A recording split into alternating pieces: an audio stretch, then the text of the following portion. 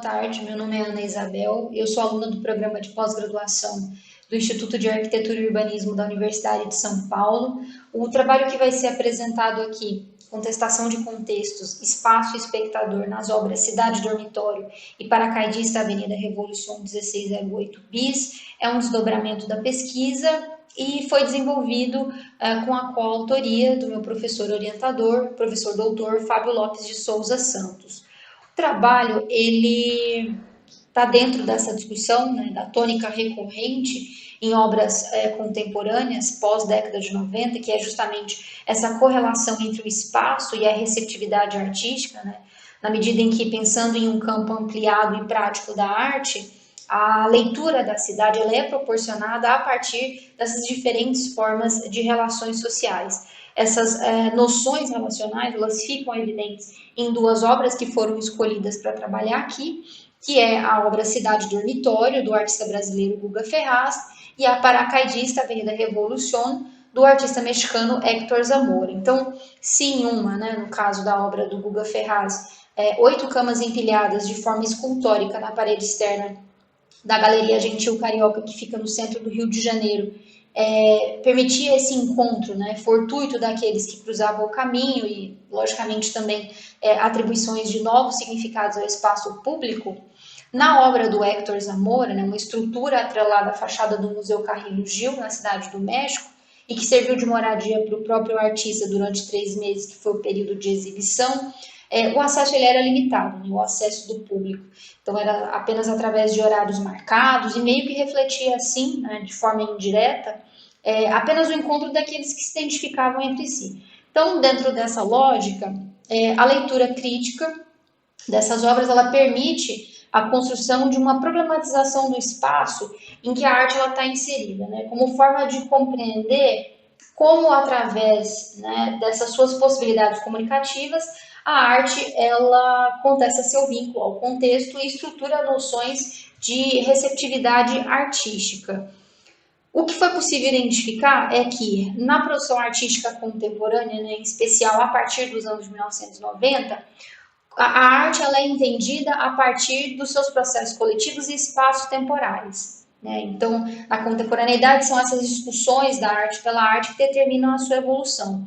Nesse contexto, né, de múltiplos interlocutores, a arte ela se firma em um campo aberto de limites cada vez mais fragmentados. Então, espaço e espectador assumem papéis tão importantes quanto o artista e a obra. E é na cidade que a arte encontra esse local possível de construção coletiva de significados. Então, nesse cenário ideal, as experiências de prática contemporânea são essas relações que nele se constituem em diferentes níveis, né, que constroem um trabalho artístico. Então, esse espectador participante, né, ora testemunha, ora sujeito fruidor da arte, ele se vê diante de uma obra convidativa à sua participação e à sua presença. Então, tanto Cidade Dormitório quanto Paracaidista, né, são obras que ilustram essas noções de receptividade e diálogo com o espaço. Então, são estratégias expositivas semelhantes, né, elas se constituem no espaço público, apesar de ligadas física e financeiramente a uma instituição de arte, mas que diferem quanto ao nível de participação exigido para a construção do seu sentido. Então, na obra do Guga Ferraz, o usufruto dessa estrutura pelas pessoas, né, de forma coletiva, ele dita o significado do trabalho. Então, apesar do espectador participante corresponder, em sua maioria, a um grupo específico, né, nesse caso os moradores em situação de rua, são esses embates derivados dessa participação que viabilizam a obra. No caso da obra do Héctor Zamora, apesar desses problemas habitacionais enfrentados pela cidade estarem também entre uma das questões levantadas, o trabalho ele se fecha, de certa forma, a esse grupo representado por aqueles que vivem em assentamentos irregulares. Então, o paracaidista ele tem seus significados construídos a partir das relações constituídas dentro dessa microcomunidade. Quanto ao diálogo com a cidade e o seu contexto, tanto a instalação do Guga Ferraz quanto a do Héctor Zamora, elas adquirem mobilidade e se materializam de outras formas, né? Quando no espaço institucionalizado. Então, é através de registros fotográficos, murais e maquetes, que essas obras são recriadas dentro do museu. Então, a experiência, essas relações provenientes dela são diferentes, mas a essência do trabalho e as suas questões, elas permanecem, apesar de condicionadas ao local de exibição.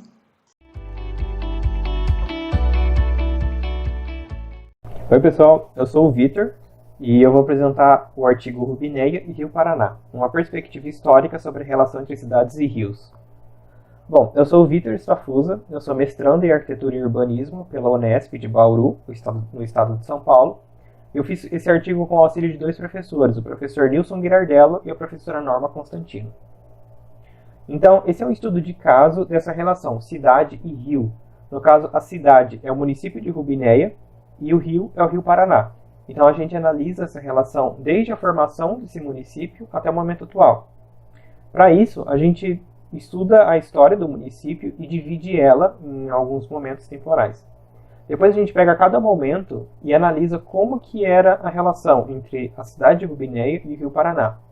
Por último, a gente identifica se o rio teve algum efeito na morfologia dessa cidade. Quanto à metodologia, é um estudo de caso da cidade de Rubineia, fica no interior do estado de São Paulo, e o Rio Paraná.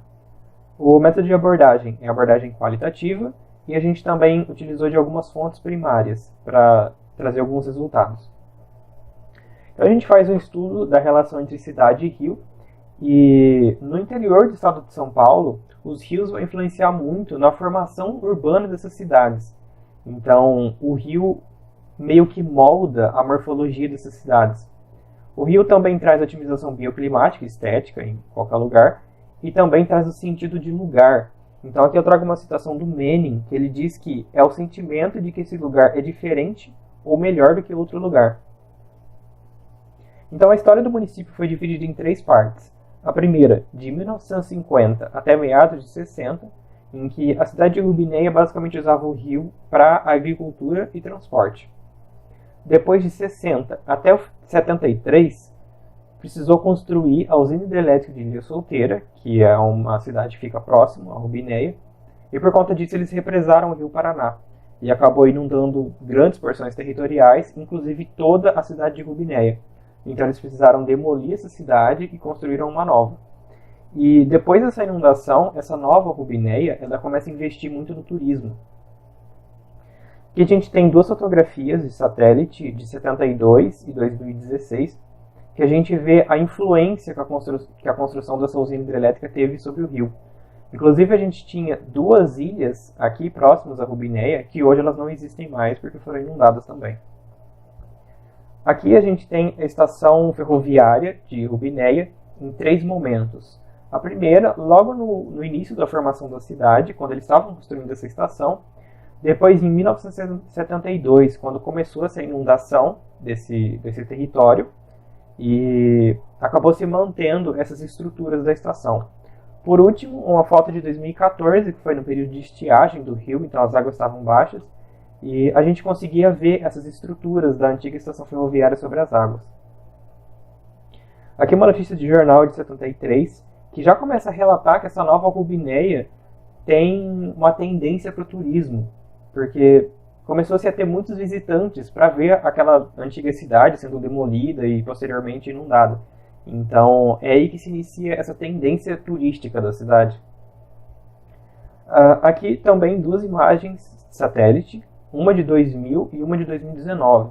Então aqui essa imagem de 2000 já de 30 anos depois da formação da nova cidade, e a gente tem aqui a nova sede, a nova Rubineia, formada aproximadamente em 1970. E é interessante como que essa cidade se expandiu.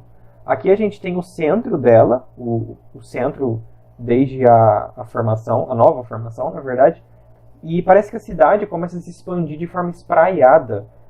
Então ela se centraliza em alguns pontos que coincidentemente são próximos ao rio. Então, novamente, evidenciando esse aspecto mais turístico da cidade. E o que é mais interessante é que se a gente analisar a morfologia dessas cidades inundadas por usinas, que isso aconteceu bastante nessa década de 70, 80, a gente percebe esse mesmo formato. Parece que as cidades são descentralizadas, elas não se concentram no centro. Elas têm um centro, só que também existem outros subcentros espalhados na cidade, outros loteamentos. Essas são as referências. Obrigado a todos.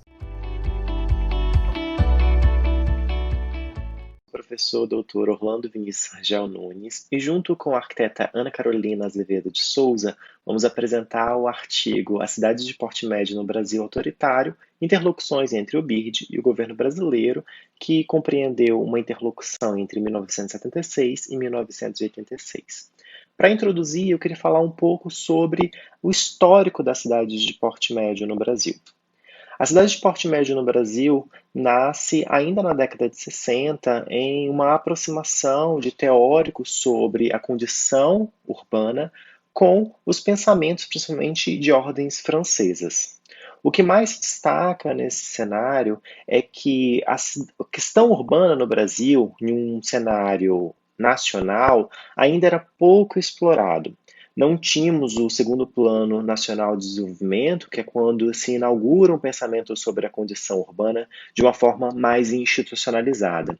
A cidade de porte médio se insere no contexto em que o governo federal precisava repensar o sistema urbano nacional, o termo utilizado naquela época pelos principais teóricos do momento. O que importa desse contexto para o âmbito aqui do artigo é que o governo federal estava elaborando estudos preparatórios para o capítulo de política urbana do segundo Plano Nacional de Desenvolvimento. No âmbito da Comissão Nacional de Regiões Metropolitanas e Política Urbana, o governo então implementa esses estudos com foco na cidade de porte médio. O que se tinha na época era de que as cidades de porte médio cresciam demograficamente mais do que as cidades grandes e poderiam ser uma resposta por apresentar menos problemas urbanos do que as grandes cidades. Daí então começa 10 anos de implementação de um programa de cidades de porte médio. Até 1980 foi implementado pela Secretaria-Geral da CNPU, vinculada à Secretaria de Planejamento da Presidência, e após uma reestruturação administrativa que aconteceu no governo Figueiredo, então passa a ser domínio do Ministério do Interior, o MINTER, e pela Comissão Nacional de Desenvolvimento Urbano, a CNDU, que faz uma parceria com o BIRD, em especial para financiamento, e que no final das contas houve uma ingerência. Nesse artigo, então, é de objetivo analisar essa relação entre o MINTER e a CNDU com o BIRD, buscando compreender como ambos os agentes, o internacional e o nacional, condicionaram a política urbana nacional. Desta forma, surge a problemática do projeto de pesquisa. O que foram as cidades de porte médio inseridas na política urbana da época, entre 1970 e 1980, especificamente, a partir da interlocução de 3 órgãos muito importantes, que foi o Banco Mundial, o Conselho Nacional de Desenvolvimento Urbano, e os demais órgãos setoriais federais.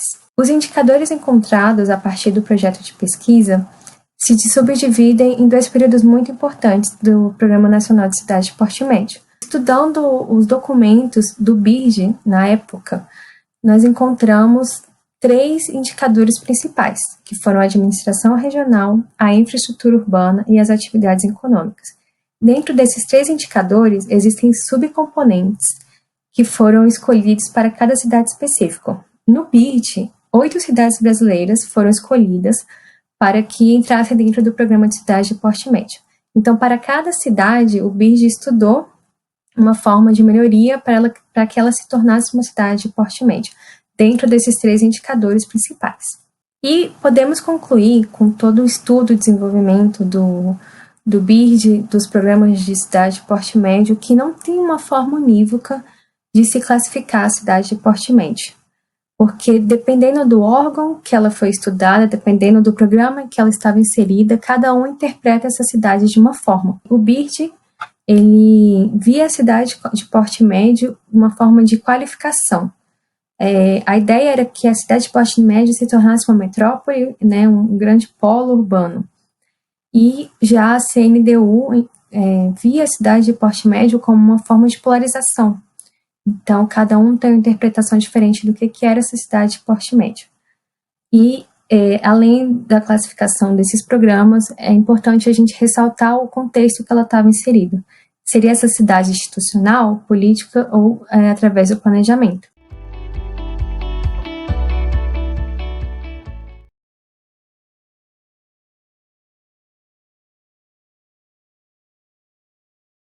Olá, nós somos Eric Cardoso, Mariana Maciel e Laís Ferrari. Somos graduandos em Arquitetura e Urbanismo pela Universidade Federal do Rio de Janeiro, integrantes do Laboratório de Estudos Urbanos, onde desenvolvemos a pesquisa sob título O Impacto das Estradas de Ferro e das Comissões de Saneamento na Baixada Fluminense, Desenvolvimento Econômico e Degradação Ambiental.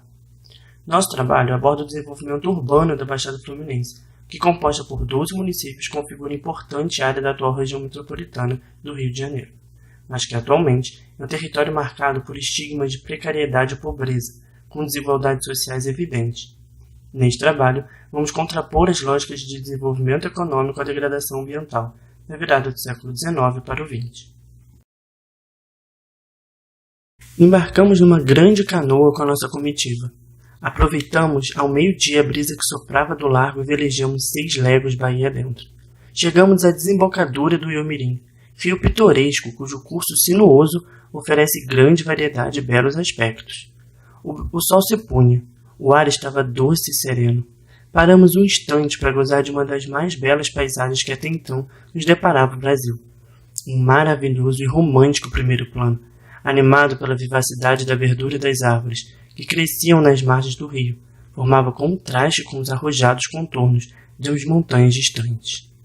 Assim como John Maui, viajante europeu do início do século XIX, muitos naturalistas desse período retrataram a região, como pode ser observado nas pinturas de Thomas Ender, que esteve na região em 1816, e Rugendas em 1821.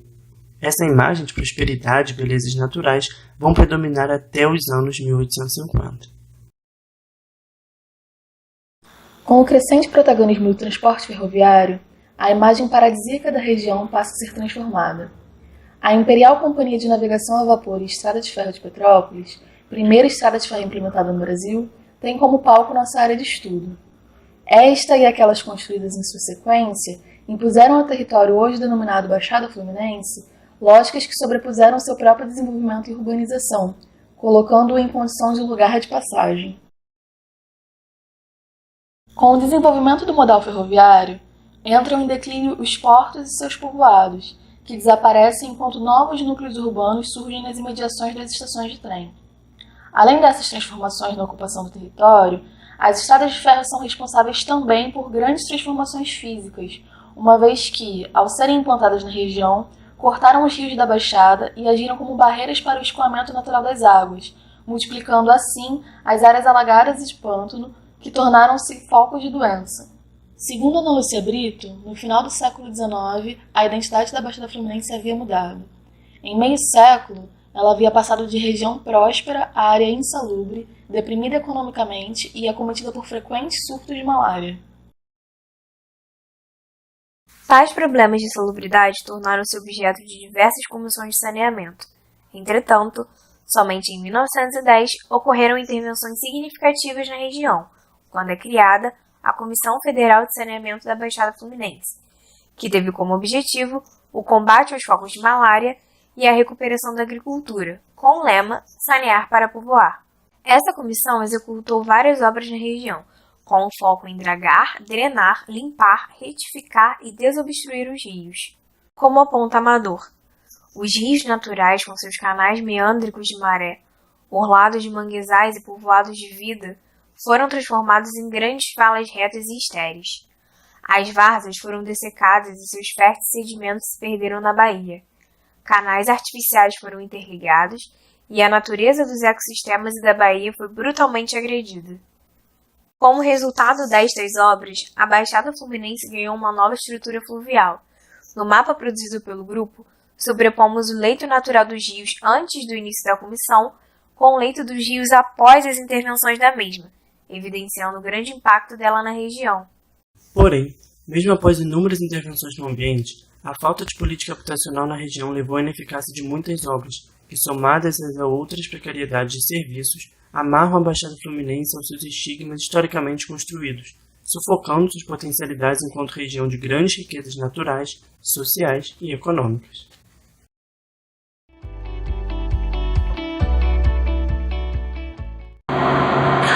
Oi, meu nome é Carlos Alberto Lima Neto, sou mestrando em Arquitetura e Urbanismo pela Universidade Federal do Rio Grande do Norte e vou apresentar o trabalho intitulado Planejamento Urbano e Lazer no Plano de Desenvolvimento Local Integrado de Campina Grande, anos 1970.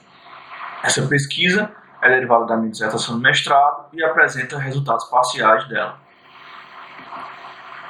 Na segunda metade do século XX, o país passa por um impulso de industrialização, além de um intenso processo de urbanização, que gera uma demanda por habitação e infraestrutura básica e serviços nas cidades. Então, em 1964, são criados o Serviço Federal de Habitação e Urbanismo, o CEFAL, e o Banco Nacional de Habitação, o BNH. O CEFAL tem como principal função prestar assistência técnica aos municípios nas ações de planejamento urbano, pautado pelos princípios de um planejamento integrado, que horizontalmente deveria integrar diferentes campos de conhecimento e verticalmente deveria articular as esferas de governo. Então, na década de 70, o município de Campina Grande, no interior da Paraíba, é contemplado com um PDLI, um Plano de Desenvolvimento Local Integrado, que consistia num levantamento de diferentes aspectos físicos territoriais, além de propostas de intervenção relacionadas a diversas dimensões do desenvolvimento socioeconômico e territorial da cidade. Assim, o trabalho tem como objetivo compreender o desenvolvimento do PDLI para Campina Grande no momento de institucionalização do planejamento urbano no Brasil, através do CEFAL, além de apresentar uma discussão das propostas de arquitetura e urbanismo para o município, trazidas pelo documento, mais precisamente os projetos voltados para o lazer na área central. Para isso, os procedimentos metodológicos adotados foram a revisão bibliográfica e o levantamento de dados. Campina Grande, desde sua fundação, tem a característica de ser um entreposto comercial entre o interior e o litoral do estado, sendo um local de alto fluxo de pessoas e mercadorias. Então, para afirmar a cidade como polo da região, na década de 70, a Companhia para o Desenvolvimento de Campina Grande, juntamente com o CEFAL, elabora o PDLI. A divisão físico-territorial da Condeca era responsável pelas propostas em arquitetura e urbanismo, que incluíam diretrizes aplicadas ao controle do uso da ocupação do solo, além de projetos urbanísticos, como o melhoramento de vias, a erradicação de favelas e a criação de áreas de lazer, que são o foco desse trabalho, estão espacializadas em tela. Destaca-se para a área central os projetos para as áreas para fins recreativos 1, 2 e 3, que consistiriam em intervenções no Açude Novo, no Açude Velho e no Estádio Municipal, respectivamente. Além destes 3 projetos, na área central, uma das propostas ainda era a urbanização da Estação Velha. A área para fins recreativos 1 consistiu no aterramento do Açude Novo para a construção de um parque e do centro cívico que concentraria o aparato administrativo da cidade e foi executada parcialmente. Já o projeto de urbanização do Pátio da Estação Velha transformou o conjunto ferroviário em um conjunto de caráter turístico e de lazer, instalando no edifício principal o Museu do Algodão e no anexo de galpões equipamentos como restaurante, boate e lojas para venda de artesanato. Em relação às áreas para fins recreativos menores espalhadas na cidade, em áreas periféricas, não foi identificada a execução das mesmas. Mas no caso de algumas, como as áreas 4 e 11, elas podem ter servido de base para a implementação de intervenções futuras, como o Parque de Bodocongó e o Parque da Liberdade. Assim, a pesquisa entende que o PDLI de Campina Grande, apesar de não conseguir concretizar suas metas urbanísticas totalmente, representou um esforço técnico para realizar estudos de destaque na história do município. Já os projetos voltados para o lazer têm baixo índice de efetivação, mas podem ter servido de base para a implementação de projetos de recreação em períodos posteriores. Assim, o artigo busca contribuir para a historiografia do planejamento urbano e territorial da cidade de Campina Grande e do estado da Paraíba. Obrigado.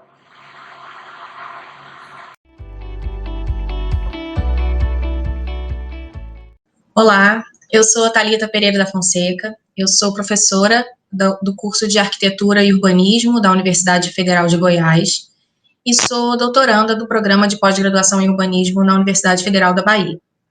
E vou apresentar brevemente o trabalho intitulado Instrumentos Urbanísticos e Projeto Civilizador da Nova Capital. Quando se fala contemporaneamente em instrumentos urbanísticos, se pensa nos meios legalmente elaborados para intervir, para orientar, para regular, para direcionar os processos urbanos, a produção do espaço urbano. E eles se apresentam mais comumente como leis de zoneamento, normas edilícias, planos diretores, incentivos fiscais e outras modalidades. A sua origem vai remontar à Europa do século XIX, num processo de fortalecimento do Estado burguês, que gostaria de ampliar sua capacidade de intervenção, de forma a prover a infraestrutura necessária àquele momento político.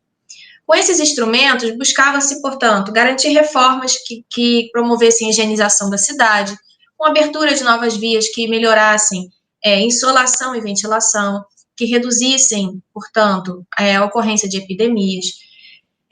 Também a questão do controle social, porque através dessas vias mais amplas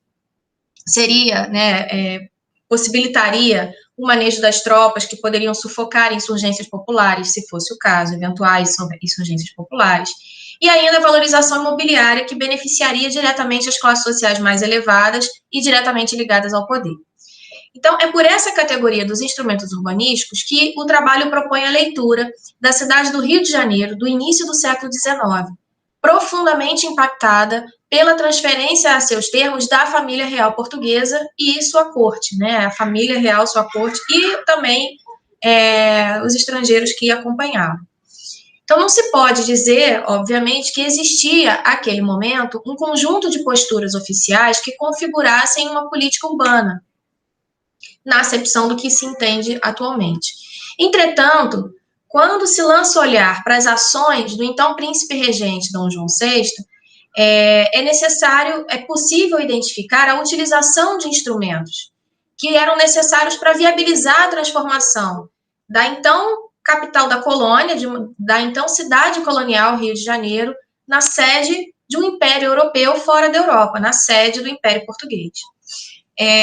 Então, além de dotar a cidade de novas estruturas necessárias à implantação do poder real e de se utilizar de instrumentos urbanísticos que acabam por alterar essa paisagem da cidade, em paralelo, se vê em marcha, muitos autores colocam, um processo de culturalização da cidade. Objetivava-se uma distinção social que reforçaria a sujeição do vassalo a seu monarca, num processo de reforçar a imagem cortesã, de garantir a estabilidade da hierarquia social. Nesse sentido, e orientada a comunicar e a enraizar a autoridade local, uma ritualização do poder é empreendida na cidade, de forma a civilizá-la e torná-la digna da autoridade régia ali estabelecida. Então, o trabalho, ele parte desse contexto, procurando, então, apresentar qual é esse panorama urbano carioca, identificar os instrumentos criados no período, e eles foram identificados a partir das determinações régias constantes em alvarás, em decretos.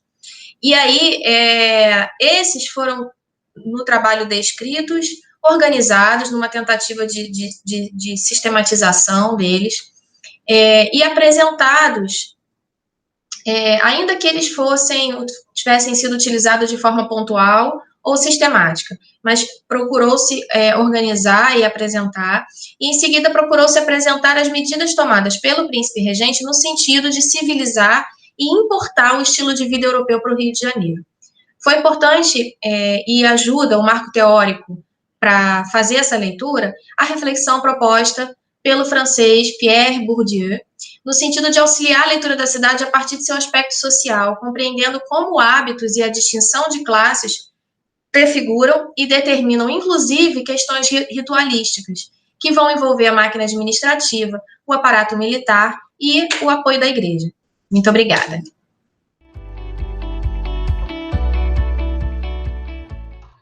Boa tarde, eu me chamo Pedro Diniz, eu sou mestrando em arquitetura na IMED, no campus de Passo Fundo, Rio Grande do Sul, e vou apresentar agora o artigo Contribuições para a História Urbana, da formação de Passo Fundo ao Plano de 1953, que eu fiz com orientação da professora doutora Caliane Almeida.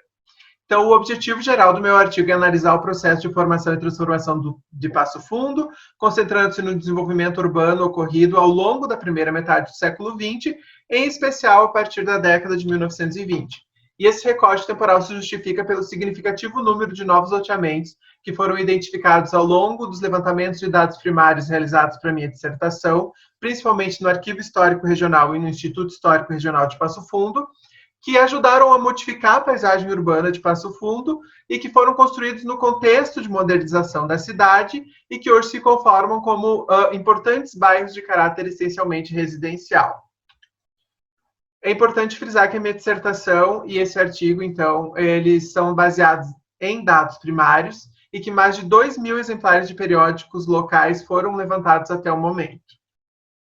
Então, o processo de ocupação de Passo Fundo se deu nas primeiras décadas do século XIX. Passo Fundo, naquele período, era um ponto de passagem dos tropeiros que levavam charque da região sul para a região sudeste. Em 1834, Passo Fundo se torna o 4º distrito de Cruz Alta, junto com Palmeira das Missões, São Pedro e Santa Maria. Em 1847, com a chegada de um eclesiástico, Passo Fundo se torna uma freguesia, a freguesia de Nossa Senhora da Conceição Aparecida. E por meio da Lei Provincial 340, de 28 de janeiro de 1857, ocorreu a emancipação política de Passo Fundo. Esse aqui é um dos primeiros mapas que se tem da cidade, onde pode-se ver que em meados do século XIX, Passo Fundo se estruturava, então, ao longo da Estrada de Tropas, que hoje em dia se conforma como a Avenida Brasil, a principal via arterial. Na década de 1890, então, ocorreu a intensificação da chegada de imigrantes e a construção da linha férrea Tronco Norte, ligando a cidade de Santa Maria com a cidade de Marcelino Ramos, na divisa com Santa Catarina, que possibilitou, então, o aumento da produção por meio do escoamento dos produtos da nossa agroindústria e a ligação, então, da região sul com outros importantes pontos do estado e do Brasil.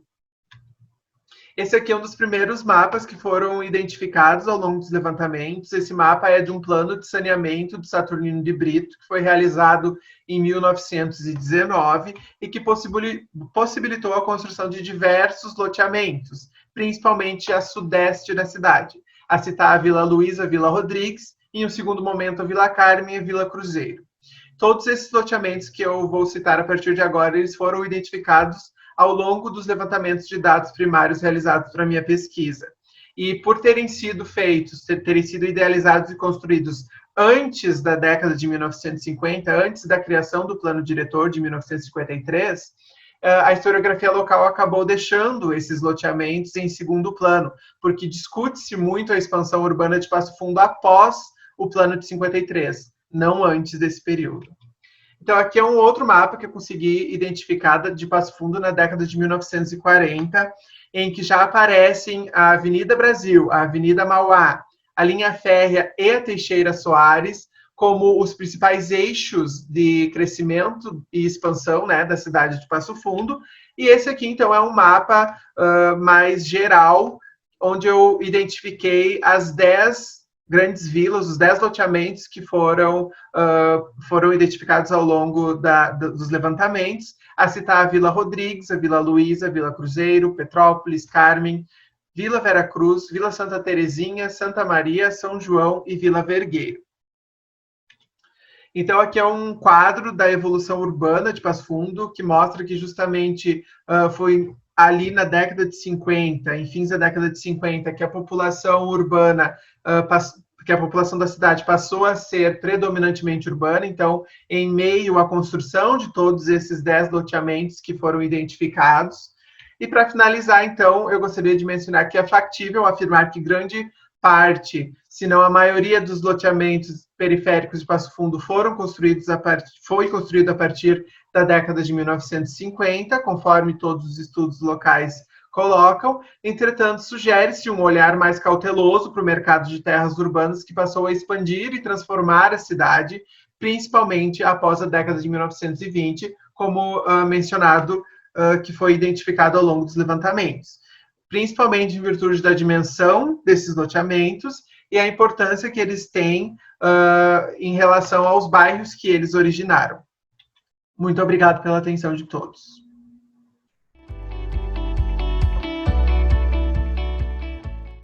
Olá, eu sou a Tânia Knapta Silva, mestre em História e Fundamentos da Arquitetura e do Urbanismo pela Universidade de São Paulo, a FAUSP, e apresento neste Enampark o artigo intitulado Pelas Veredas da História do Paisagismo.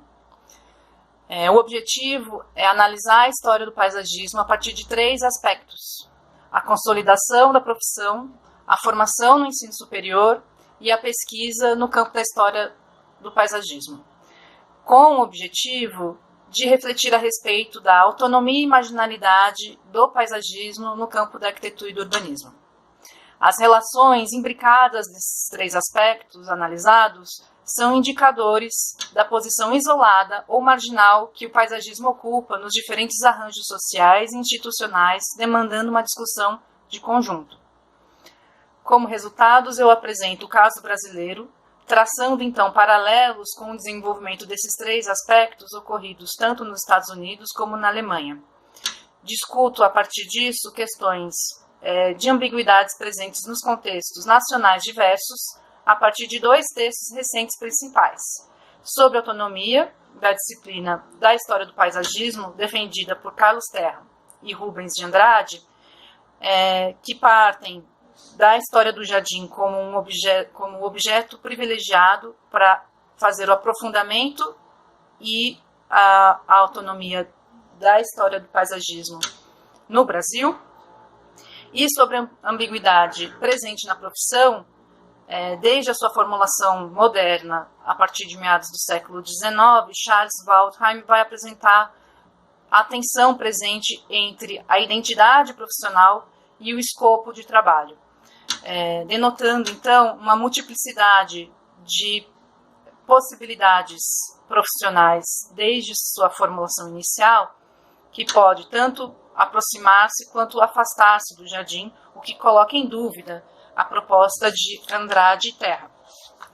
Como metodologia, cada aspecto no contexto brasileiro foi desenvolvido da seguinte maneira: do ponto de vista da consolidação da profissão, foi feita uma pesquisa bibliográfica específica, fazendo o levantamento, então, das discussões das entidades representativas a respeito da profissão, então, com base na ABAP e na ANP, principalmente, e nas regulamentações oficiais existentes e propostas em projetos de lei. Na formação do ensino superior, também foi feita uma pesquisa bibliográfica e da história da formação no Brasil, de quando que isso se inicia, e levantamento dos anais dos Encontros Nacionais do Ensino de Paisagismo nas Escolas de Arquitetura e Urbanismo, o ENEPEA. O exame das grades curriculares das 5 principais faculdades de universidades públicas melhor avaliadas do país, conforme uma pesquisa elaborada pela Folha de São Paulo em 2019. E a consolidação da pesquisa no campo da história do paisagismo, também foi feito um levantamento bibliográfico específico e avaliado também as discussões presentes nos ENEPEAs e nas pesquisas de campo da história da arquitetura e do urbanismo, e especialmente no curso de pós-graduação da USP, que é o primeiro do país. Como contribuições, nós concluímos que o paisagismo no Brasil não possui nem organização profissional convergente, nem autonomia no campo da pesquisa e permanece marginal na formação universitária. Questiona-se, por um lado, a efetividade do desenvolvimento de uma autonomia no campo da história do paisagismo, defendida por autores como Carlos Terra e Rubens Andrade, enquanto essas pesquisas permanecem invisíveis às pesquisas da história da arquitetura e do urbanismo. Por outro lado, também questiona-se a identificação do paisagismo com a arquitetura, discutida por Charles Waldheim, considerando a ambiguidade presente tanto na disputa transdisciplinar com o campo da arquitetura, quanto com as múltiplas identidades profissionais existentes entre os paisagistas, desde sua formulação, variando seu escopo e entendimento. Obrigada.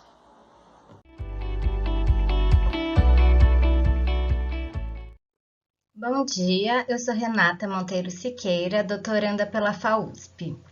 No estudo de caso que apresento, eu argumento que em São Paulo, a inação do poder público teve um papel produtivo na implementação de projetos de longo prazo, em um momento em que o plano orientando o crescimento da metrópole ganhava legitimidade. Com isso, eu busco nuançar os discursos sobre os fracassos do planejamento urbano, que atribuem suas limitações, entre outros fatores, a instabilidades administrativas, falta de recurso e a um crescimento tido como imprevisto e excessivo. A Avenida Pacaembu, em toda a sua extensão, foi idealizada nos anos 20. Ela se iniciava próxima à Avenida Paulista e se estenderia até a Ponte da Casa Verde, no Rio Tietê. Esse grande projeto viário estava previsto no Esquema Teórico de São Paulo, em 1924, e novamente no Plano de Avenidas de 1930. A etapa que eu analiso foi construída entre 1938 e 1942, na Barra Funda, entre a Rua das Palmeiras e a Estrada de Ferro. Apenas nos anos 60, a obra completa foi concluída. Nos anos 20, na Câmara Municipal, o plano de conjunto tinha defensores. Em 26, o vereador Gofredo da Silva Teles sublinhou a necessidade do plano diante do, eu cito, crescimento imprevisto a que se assistia na capital. Sua execução, contudo, não era urgente. Ele diria: não temos pressa de executar. Que a obra seja amorosa, pouco importa. Melhor que o seja, porque mais cautelosos serão os passos. No caso da Avenida Pacaembu, a cautela do poder público foi sua agilidade em negociar os terrenos destinados à intervenção. Desde os anos 20, moradores e proprietários da Barra Funda apresentaram requerimentos à Câmara Municipal, demandando a solução de problemas de drenagem e esgoto. As águas contaminadas rompiam os muros, invadiam as casas, isolavam os moradores, expunham-nos a doenças e danificavam seus pertences. Inquilinos abandonavam os imóveis, prejudicando também seus proprietários. Esse mapa localiza as queixas, mas eu vou me deter naquelas situadas no traçado da avenida. Em 1923, 2 abaixo-assinados foram encaminhados, um referente ao cruzamento das ruas Lavradio e Margarida, é o ponto B na imagem, e outro entre a Rua Lavradio e a Alameda Olga, que é o ponto C. No primeiro caso, respondeu-se que o serviço não seria realizado por falta de verba, e no segundo, que eles seriam executados quando o tempo permitisse. O que era um drama cotidiano para aqueles moradores foi para a prefeitura uma oportunidade. Em 1925, a área para a construção da avenida entre as ruas das Palmeiras e Barra Funda foi decretada de utilidade pública. Até 1926 foram celebrados os acordos com os proprietários, antecedendo em 12 anos o início das obras. Durante a negociação, a prefeitura garantiu para si algumas vantagens. Além de rebaixar o valor dos imóveis, os termos do acordo anulavam lutas judiciais que a municipalidade vinha perdendo. Um proprietário desistiu de indenizações que lhe eram devidas. Outro desistia do direito de perempção ou preferência, segundo o qual o poder público devia oferecer o imóvel ao antigo proprietário por igual valor, caso não lhe desse o destino previsto. Isso dava mais liberdade à administração para conduzir as obras no tempo que bem lhe aprovesse. Nesse intervalo, as construções continuaram a ser inundadas por água, lixo e esgoto. Em 1942, a execução do plano parecia correr satisfatoriamente. A obra em fase de conclusão prometia resolver os problemas havia muito denunciados pela população, tornando aquela área, eu cito, um dos mais belos pontos da capital. A avenida parecia abrir-se sobre o vazio, produzindo uma cidade nova, destituída de história e de pessoas. O crescimento deixava, por hora, de ser um problema imprevisto, tornando a orgulhar os paulistanos. Felicitava-se a São Paulo que, eu cito, não para e não descansa, constrói sempre para amanhã, para o futuro, sentindo em si o vigor e a coragem, as energias todas da raça e o próprio coração do Brasil. Obrigada.